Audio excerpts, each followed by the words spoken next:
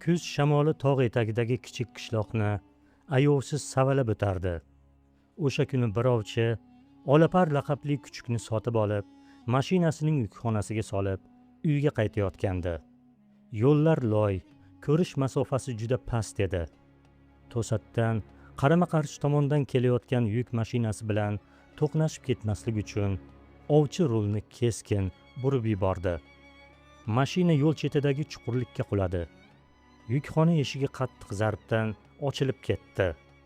Dahshatdan karaxt bo'lgan, hali dunyoni anglab ulgurmagan kuchukcha Olapar loyqalangan ariqqa otilib tushdi. Uning ojiz chinqirig'ini shamol shiddati yutib yubordi.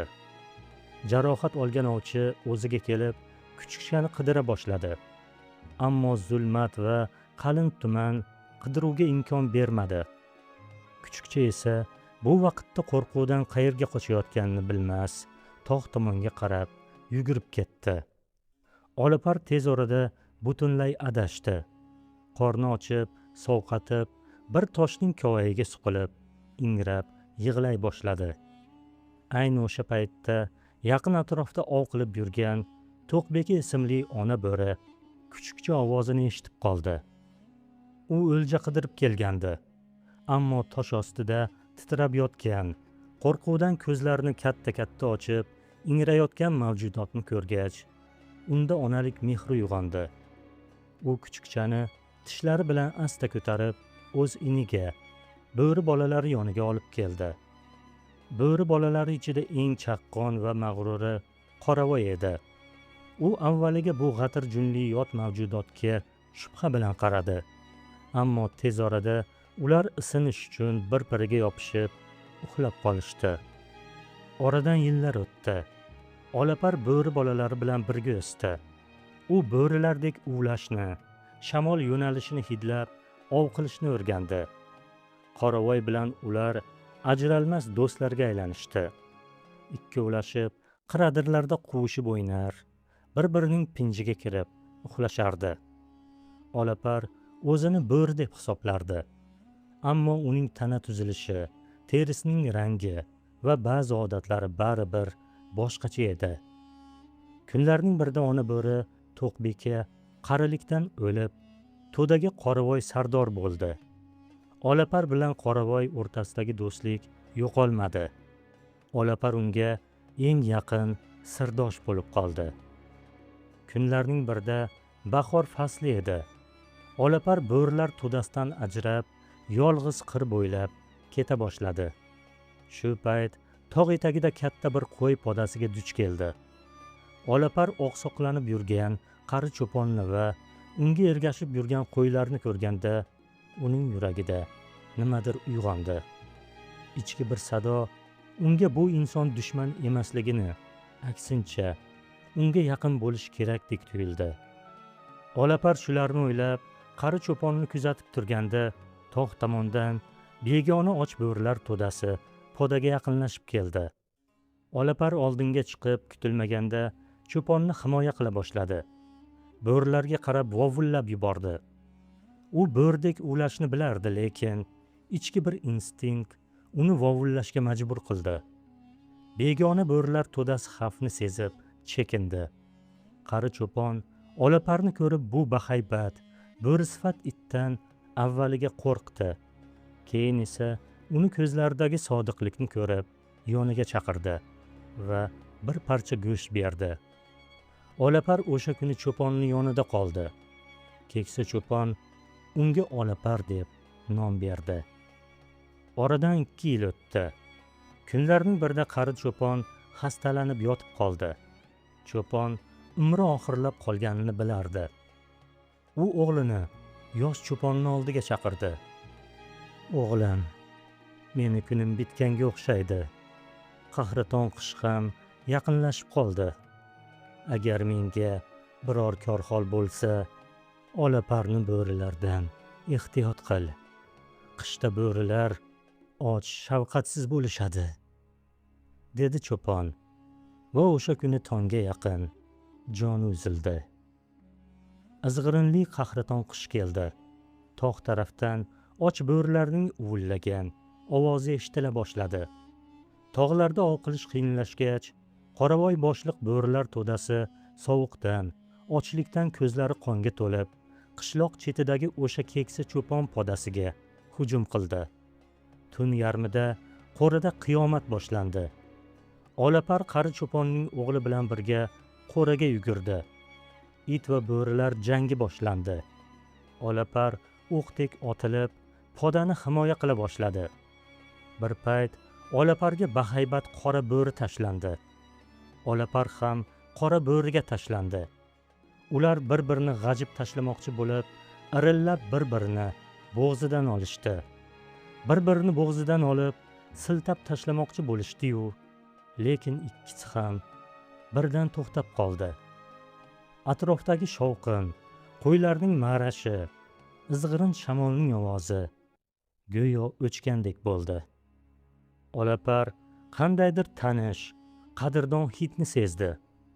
Qoravoy ham iskalana boshladi va "Olapar?" dedi hayron bo'lib. Olapar esa eng yaqin akasini uchratib qolganidan, sog'inchdan, hayajondan ovozi chiqmasdi. "Biz seni ko'p qidirdik, lekin topa olmadik. Mana qayerda ekansan? Bu yerda nima qilib yuribsan?" dedi qoravoy Olaparni bo'yniga boshini qo'yib. Olapar esa past ovoz bilan xirillab, "Qoravoy, ket bu yerdan. Yoki men bilan qol. Odamlarda yegulik ko'p, issiq joy bor. Senga ham, to'danga ham joy topiladi. Odamga xizmat qilasan, to'q yashaysan", dedi Olapar bo'ri akasidan ayrilishni xohlamay. Qoravoy mag'rur boshini baland ko'tardi. Uning sariq ko'zlarida nafrat emas, balki chuqur bir achinish bor edi. U ohista uvladi. "Yo'q, Olapar. Men zanjirband qilingan to'qlikdan ko'ra ozodlikdagi ochlikni ustun ko'raman. Odamga xizmat qilish bo'ri uchun o'lim degani. Men bo'ri bo'lib tug'ildim. Bo'ri bo'lib o'laman." Qoravoy orqasiga burildi va to'dasini boshlab zulmat bag'riga singib ketdi. O'sha kuni Olaparning yuragida bir armon qoldi. Oradan bir necha hafta o'tdi. Ochlik qirdagi barcha bo'ri to'dalarini battar quturtirgandi. Qishning eng sovuq kunlaridan birida Olapar podani qir bag'rida boqib yurgandi. Yosh cho'pon biroz narida olov yoqib isinib o'tirardi. To'satdan qirning narigi tomonidan juda och va vahshiy bo'lgan boshqa bir begona bo'rilar to'dasi paydo bo'ldi. Ular juda katta, 4 ta bahaybat bo'ri edi. Ular Olaparni ko'rishi bilan to'g'ri unga tashlanishdi. Olapar mardlarcha jangga kirishdi. U bir bo'rini g'ajib tashladi, ikkinchisini yarador qildi. Ammo 4 ta och yirtqichga bir o'zi dosh berish qiyin edi. Bo'rilar uni yerga yiqitib, bo'g'zidan olishga intilishar, go'shtini nimtalab tashlamoqchi bo'lishardi. Olapar og'riqdan oxirgi kuchini to'plab, jon achchig'ida ingrab yubordi. Shu payt o'sha qirning eng baland tepaligida yurgan Qoravoy bu ovozni eshitib qoldi. Bu uning bolalikdagi do'sti, birga sut emgan ukasi Olaparning ovozi edi. Qoravoy bir soniya ham o'ylab o'tirmadi. Tepalikdan xuddi tosh kabi pastga otildi. Qoravoy bo'rondek kelib, Olaparni g'ajiyotgan begona bo'rilarning ustiga sakradi. U shunday vahshat bilan jang qildiki, go'yo ichidagi bor alamini shu och bo'rilardan olayotgandek edi. U begona bo'rilarning sardorini tomog'idan olib, bir siltashda o'ldirdi. Qolgan bo'rilar bunday kuch va g'azabni ko'rib, vahima ichida qochib qolishdi. Jang tugadi. Olapar qonga belanib, qor ustida og'ir nafas olib yotardi. Qoravoyning ham badani tirnalgandi. U tutungan ukasi Olaparni tepasiga kelib, uni yuzini ohista yalay boshladi. Olapar ko'zlarini ochib, akasiga mehr va minnatdorchilik bilan tikildi. Ular xuddi bolalikdagidek bir-biriga suyanib turishgandi. Shu payt uzoqdan yosh cho'pon halloslab yugurib keldi. U faqat bir narsani ko'rdi. Olapar qonga bo'yalib yotar, uni tepasida esa bahaybat bo'ri turgandi. Cho'pon bola bo'ri Olaparni o'ldirdi deb o'yladi. U shoshganicha miltig'ini oldi-da, qora bo'rini mo'ljalga oldi. O'q ovozidan tog'lar aks sado berdi. O'q qoravoyning ko'ksini teshib o'tdi. Qoravoy bir ingratdi-da, Olaparni yoniga gursillab yiqildi. Cho'pon bola yugurib keldi. Qoravoy yerda yotarkan, cho'ponga nafrat bilan emas, balki juda g'amgin va tushunib bo'lmas bir nigoh bilan qarab yotardi. Qora bo'rining ko'zlaridan ohista yosh dumalab tushdi. U odamlardan faqat shuni kutgandi. Bo'ri ortiqcha ovoz chiqarmay, mag'rur ko'zlarini yumdi va nafas olishi to'xtab, jimib qoldi. Buni ko'rgan Olaparning ichidan bir faryod otildi. U akasini otib qo'ygan cho'ponga qarab, dahshatli tarzda hurib, irillay boshladi.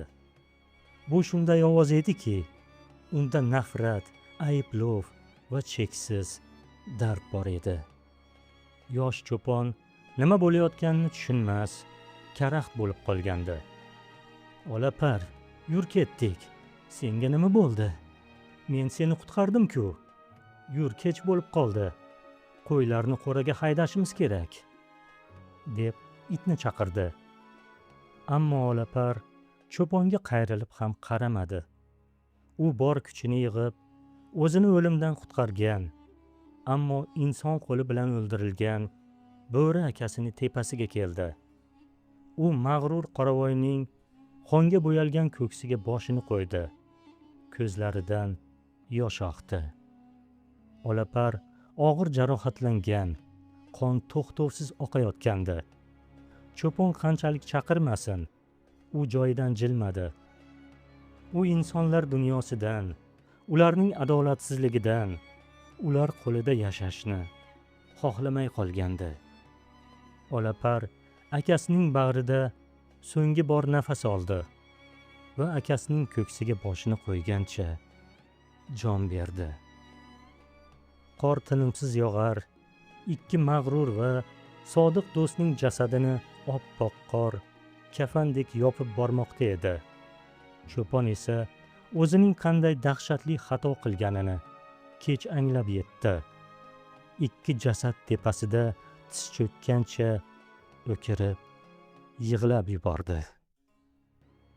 Rivoyat yoqqan bo'lsa like bosib, izohda o'z fikringizni yozib qoldiring.